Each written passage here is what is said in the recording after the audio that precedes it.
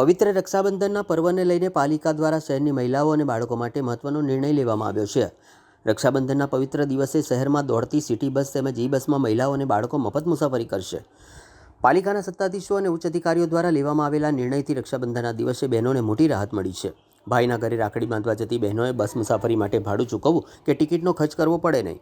રક્ષાબંધનના તહેવાર દરમિયાન શહેરના અલગ અલગ વિસ્તારોમાં અવરજવર કરતી મહિલાઓ માટે આ સુવિધા પ્રવાસને વધુ સરળ અને સુગમ બનાવશે। આ અંગે ઈ બસ વિભાગના કાર્યપાલક ઇજનેર જતીન બધેકા દ્વારા જાહેરાત કરી માહિતી આપવામાં આવી હતી।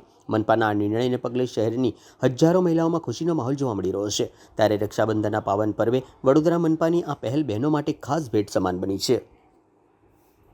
આપના માધ્યમથી તમામ નાગરિકોને જણાવવા માંગીશ કે રક્ષાબંધનના પાવન પવિત્ર તહેવાર નિમિત્તે વડોદરા શહેરમાં શહેરી બસ સેવામાં તમામ મહિલાઓ તથા બાળકો તદ્દન મફત મુસાફરી કરી શકશે।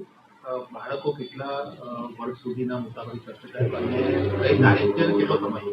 બાળકો 12 વર્ષ સુધીના, જે એડોલસન્ટની ઉપરની જે એજ લિમિટ છે 12 વર્ષ સુધીના, અને તારીખ 28/8/2026 રક્ષાબંધનનો દિવસ ફક્ત એક જ દિવસમાં